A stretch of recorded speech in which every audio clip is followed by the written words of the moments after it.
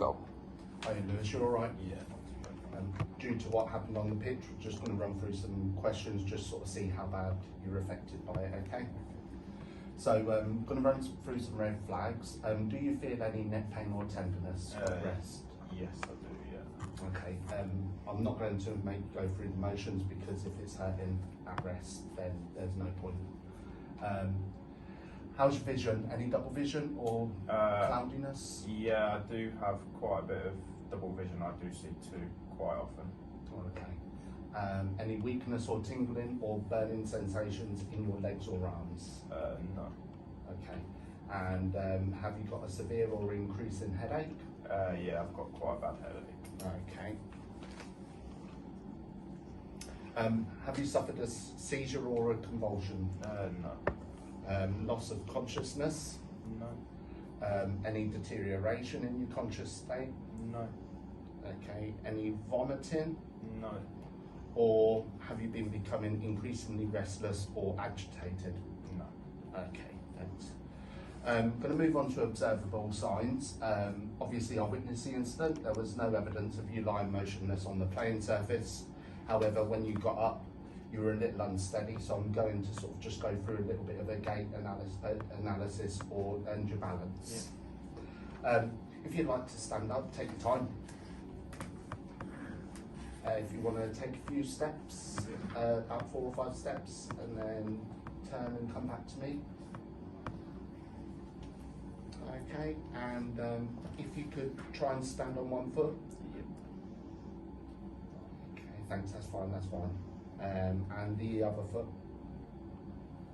That's great, thank you. In terms of sort of like your normal levels, is that less or more stable? Or I'm normally quite good and quite stable. Okay, if you'd like to take a seat. If we look at sort of like what's happened, have you got a good awareness of what happened, or is there sort of like blankness? No, I think I can remember it quite well. Okay, and I can't see any sort of like blank or vacant looks, and there was no evidence, and I can't see any trauma. Yeah. We're going to move on to the Maddox questions, sort of like testing your memory. Give me the best sort of like attempt at the answers, but equally if you don't know them, perfectly fine. Yeah. Do you know what venue we're at? Malton College. Okay, and do you know what half it is? It's the first half. Do you remember who scored last? Yes, I did. Okay, and do you remember what team you played last week? Leicester Tigers. Okay, and did they win? Yes. Thank you. With the Glasgow Coma Scale, I'm just going to be testing things like your eye response, motor neuron response, and your verbal responses. If you could blink 5 times for me. Excellent, thank you. And due to the answers in the previous one and how we're conversing, I'd sort of say that you've got a confused state. If you could come towards me, squeeze my hands. Thank you, that's good.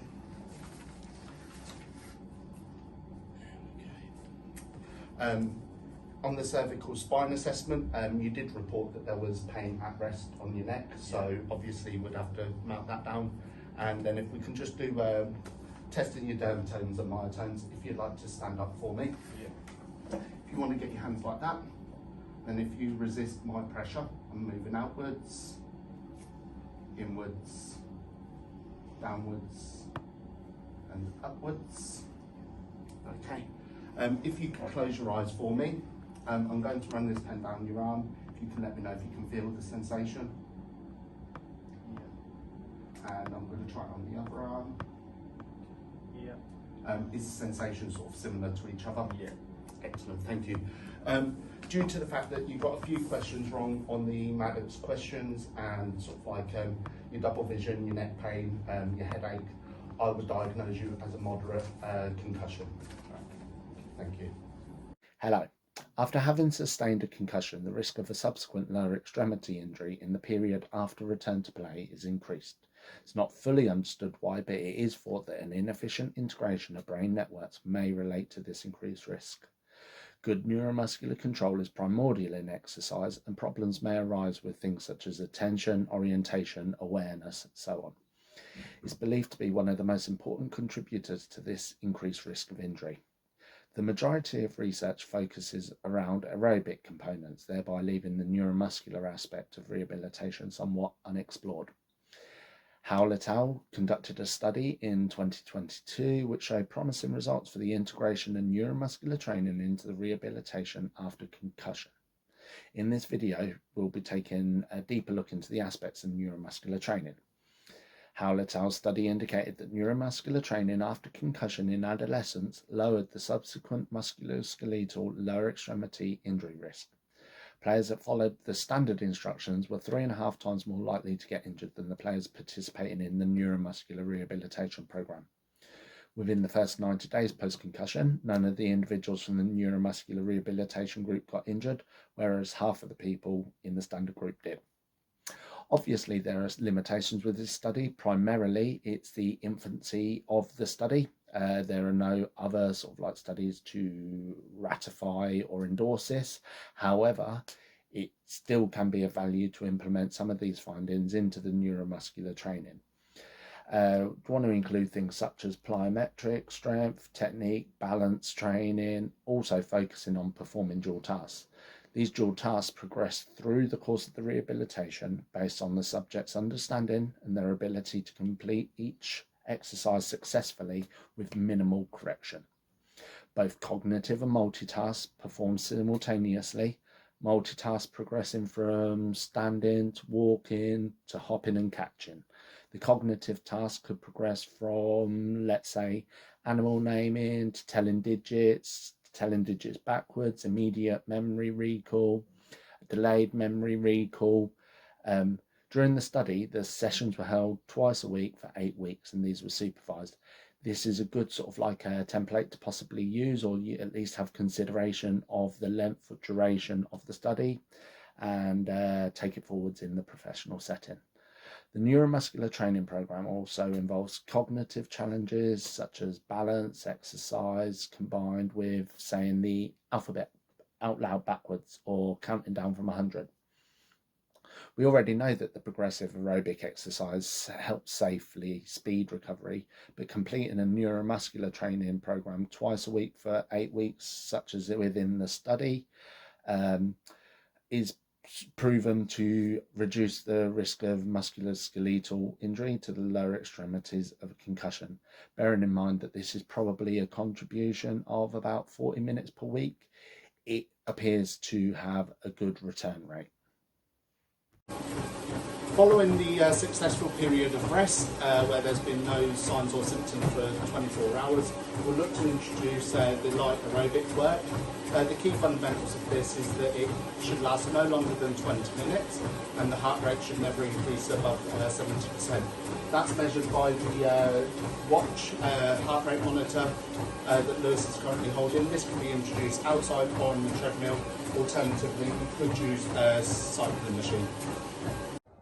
Right, Lewis. Following the resting period, we're going to be looking to bring in proprioception and balance, which will obviously help with the neuromuscular aspect of it. I'm going to show you some exercises. If you can then just attempt them, and I'll vocalise some aspects of it in terms of progression and regression. Right, so initially we'll want to be looking at just the single leg balance. If I can do it myself. You can use your hands to balance. With this, you'll be looking to hold that for 60 seconds, or as long as you can, if you just want to give it an attempt to start with.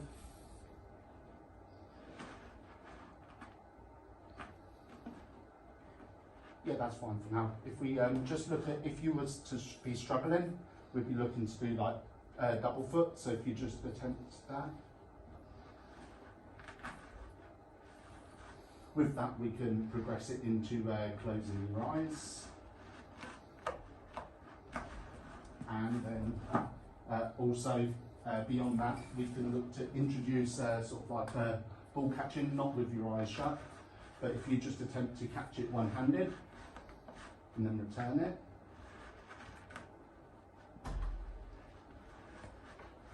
be doing different heights and different aspects.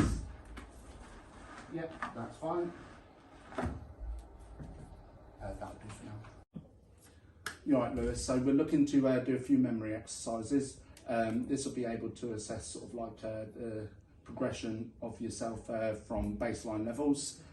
So we'll start with just sort of like revealing 4 cards, of which you will recite back to me.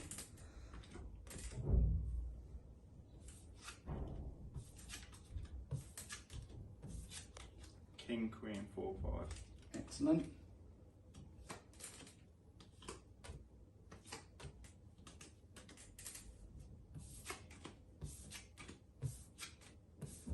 King, 9, 3, Queen. Yeah. And in terms of a progression, we would look to sort of like introduce the component, whether or not it's a heart, spade, club or diamond.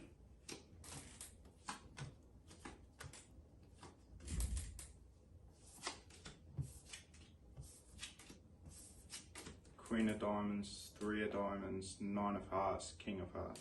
Yeah. And similarly, we can sort of like regress this through doing lower numbers of cards and in turn increasing the numbers and increasing the aspect of whether or not we include the spade, club, diamond or heart. Right, thank you. Right, Lewis, now that we've completed the light aerobic stage, we're going to be looking to more sort of like strenuous exercises. The key fundamentals in this is that we're not looking for the exercise duration to be greater than 45 minutes, not increasing above 80% of heart rate max. We'll run through some drills with you, show you some progressions, and then we'll just see how you do with it. Okay, thanks. Right, so now we're going to focus on just accelerating the aerobic capacity. We're going to be looking to jog from the first cone to the second cone. Within that, we're then going to do a Malcolm and then sort of place the side of the belly and then accelerate up into the third cone. We'll run back in terms of progression, increase the distance, or maybe just increase the amount of sets or reps.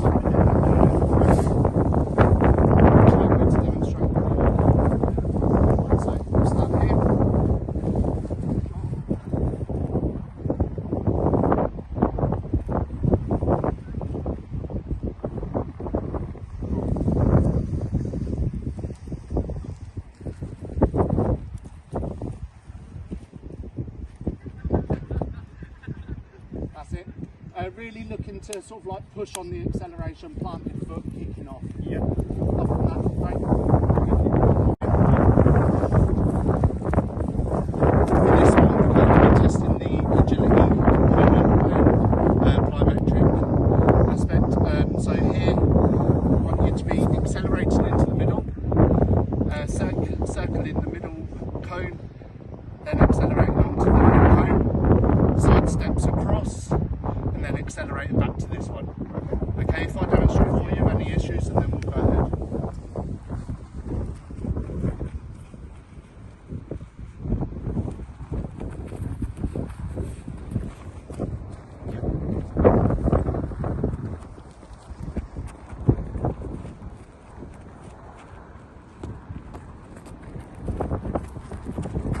That's great. Right, so in terms of the progressions, we'll just look to extend the distance between the cones, and in terms of progression, we'll probably just break up the components, remove them individually, and then gradually put them together so that we're then at their sort of normal state. Yeah. Now that we've done the sort of like more heavy duty aspects, we're going to be looking to incorporate complex movement, mainly looking at passing, drills,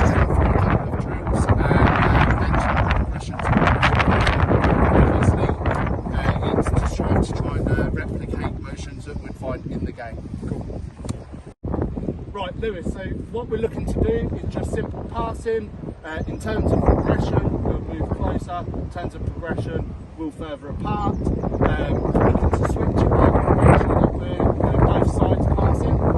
So if you just turn the pass.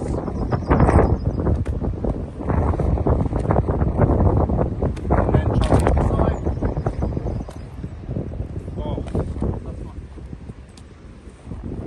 That's great.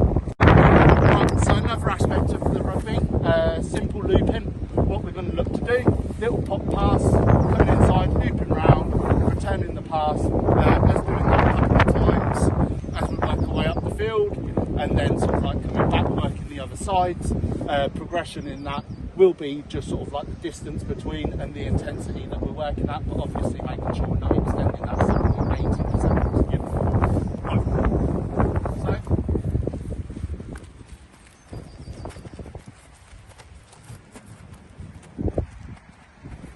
And then back.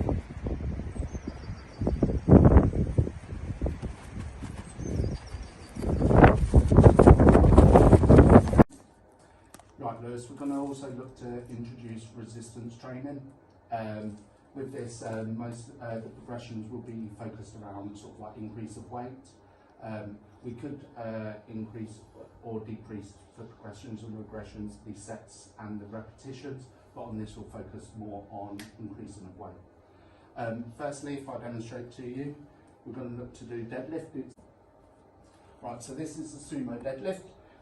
Key points to note is that you want the weight directly below you, you want a wide stance, you want to go down, lift up, back down, lift up, back down. If you do that, and then we'll discuss what else. That's it. So you just want to be making sure that your knees are going outwards, you're driving on the up.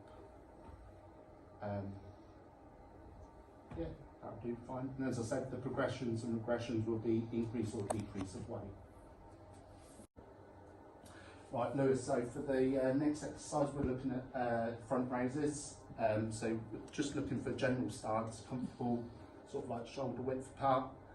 Looking to raise up and down and up and down. If you want to do that, and then we'll take it from there.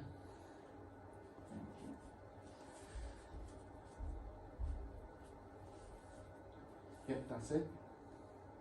Again, with this, we're looking for sort of like the sort of like quite static stance, not using counter movement. That's it. That's great.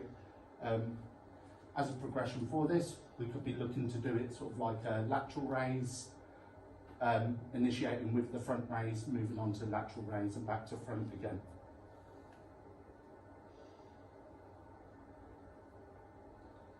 That's it. And again, with the regression, we'd just be looking to do the front raises with a lower weight. Thank you. Right, so now that we've completed that, we want to move into the tackling aspects. This obviously will be incorporating more of the demands and a bit more sort of like resistant to your body. Right, to demonstrate this, we just effectively want to be planting your feet, getting nice and low, getting your shoulder tucked in, and holding as if you're wrapping a leg.